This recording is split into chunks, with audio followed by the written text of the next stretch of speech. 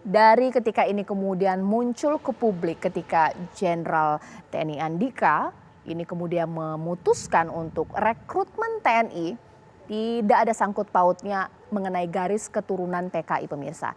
Tapi banyak yang kemudian bertanya-tanya, loh ini bagaimana mengingat TNI adalah garda terakhir ideologi Pancasila.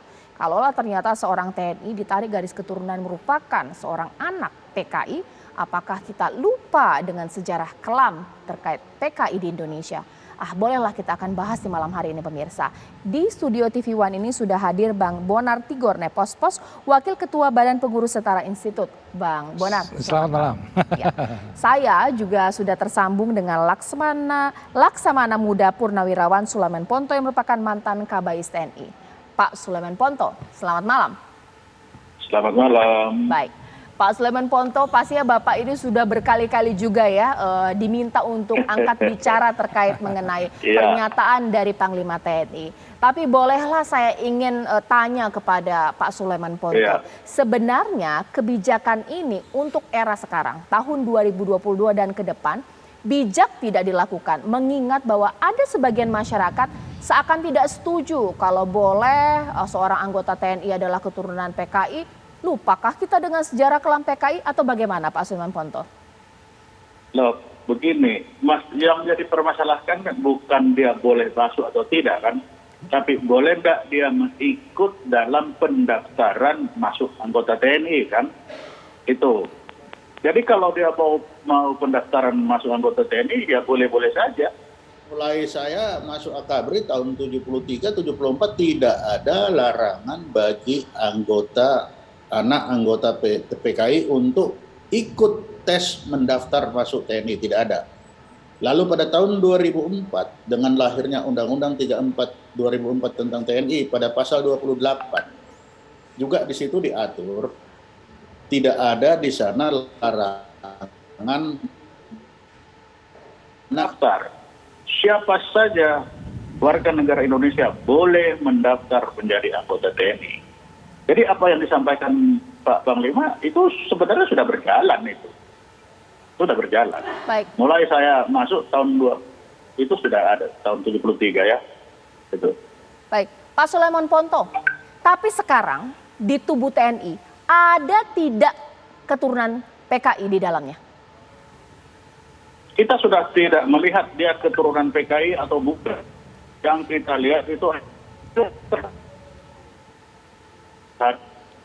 itu Leninisme, Marxisme, komunisme, terus kanan yang kiri, jadi ada kanan kiri tengah. Kalau ada yang terpengaruh, ya itu kita lihat dulu seberapa berat keterpengaruhan. Jadi sudah tidak lihat lagi ini anaknya bukan, itu tidak penting mau anak keturunan, tapi siapa saja yang punya terpengaruh dengan komunisme, terpengaruh dengan Leninisme, terpengaruh dengan Marxisme, radikalisme, terorisme, LGBT, mau berontak, nah itu semua akan diambil tindakan. Atau ketika waktu tes masuk dan itu terdeteksi, itu tidak akan diterima. Oke. Kalau dari Bang Bonar sendiri sebenarnya apa yang dilakukan oleh Panglima TNI ini sudah tepat tidak sih? Kalau menurut saya sebetulnya ini langkah yang baik ya.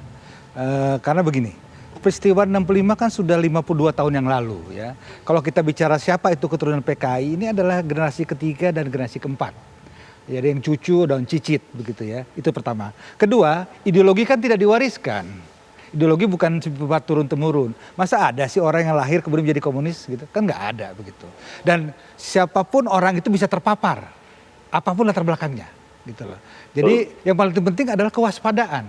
Dan saya pikir bukan hanya di TNI ya, menjadi aparat pegawai negeri pun ya, ada tes loyalitas ideologi, tes wawasan kebangsaan yang menguji kesetiaan dia terhadap Pancasila, loyalitas dia kepada konstitusi, penghormatan dia terhadap keberagaman, kesediaan dia untuk menjaga NKRI ya. Dan kemudian TNI pasti lebih lagi, pasti aparat intelijen bermain untuk mentelisik latar belakang si calon itu gitu loh.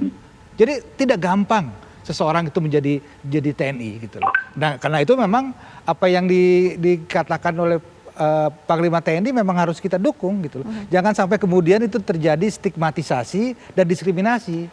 Tapi sebentar, saya saja bingung sebagai pemirsa. Sebenarnya ada tidak sih aturan yang secara implisit pada prakteknya dalam rekrutmen TNI bahwa ketika ditarik penelusuran atau ditelusuri ternyata calon tersebut adalah keturunan PKI, kemudian tidak diluluskan sebagus apapun nilainya? Saya nggak tahu, tapi yang jelas kok aturan tertulis Perekutan Pegawai ASN ya, memang adalah mereka yang tidak mempunyai ideologi bertentangan dengan haluan negara. Jadi itu bisa ideologi kanan, ideologi kiri atau ideologi tengah gitu ya. Jadi siapapun itu pasti tidak akan lulus gitu loh ya. Tapi tidak ada bicara tentang bahwa oh ini karena dia keturunan DITI nggak boleh jadi ASN. Oh dia keturunan dari PKI dia nggak boleh jadi ASN atau jadi TNI misalnya. Oh dia keturunan dari kelompok sosialis kanan misalnya nggak boleh jadi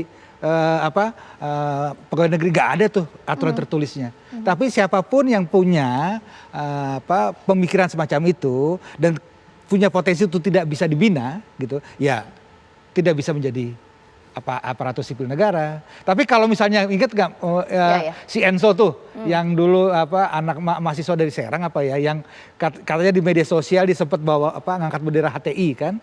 Tapi kemudian ketika TNI melihat bahwa dia bisa dibina, bisa dikader, ya masuk jadi masuk akademi dan saya pikir sekarang dia sudah punya komitmen yang besar kepada NKRI. Why not gitu. Pak Sulaiman Ponto, pasti kan Bapak tahu bahwa ketika kita berbicara mengenai PKI, sentimennya sudah negatif karena kekhawatiran untuk PKI bangkit lagi. Bagaimana kemudian ketika kebijakan ini seakan-akan menjadi pembenaran untuk membangkitkan PKI di Indonesia, sehingga ini banyak yang tidak setuju, Pak Sulaiman Ponto? Loh, kan saya bilang tadi ini bukan kebijakan baru. Saya masuk Akabri tahun 73 itu sudah dilakukan. Lalu tahun 2004 malah diundangkan. Coba dibaca pada pasal 28 itu. Undang-Undang nomor 3 tahun 2004 tentang TNI. Di situ sudah diundangkan persyaratannya. Tidak ada larangan bahwa anak keturunan PKI tidak boleh mendaftar. Tidak ada. Boleh. Tapi nanti yang dilihat yang seperti dikata Pak Naif Pos tadi, bagaimana mindsetnya terhadap keterpengaruhan terhadap komunisme, Leninisme, dan itu untuk siapa saja, bukan hanya untuk mereka. Dan untuk, kalau kita bilang ada ekstrem kanan, ekstrem kiri, dan ekstrem lainnya, yang ingin berontak, yang LGBT, nah itu kita lihat semua. Tapi tidak melihat orang tuanya siapa. Itu. Tapi keterpengaruhan, itu number one itu. Ya. Dan itu kan lihat aja di Undang-Undang 2004, kan tidak ada itu.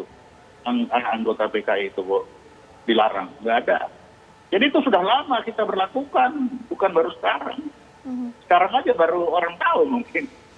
Tapi itu saya masuk tahun 73 sudah nggak diberlakukan itu, dan nggak ada memang. Baik. Siapa aja boleh. Oke, baik. Nanti mungkin saat lagi saya akan tanya kepada Pak Sulaiman Ponto, bahkan juga saya ingin bertanya juga lebih lanjut mengenai ketika ada orang yang tidak sepaham mengenai bahwa ideologi itu tidak diwariskan. Karena ada sebagian masyarakat bahwa bagaimanapun juga bahwa anak keturunan PKI akan diwariskan ideologi paham komunisme tadi. Seperti apa? Sesaat lagi.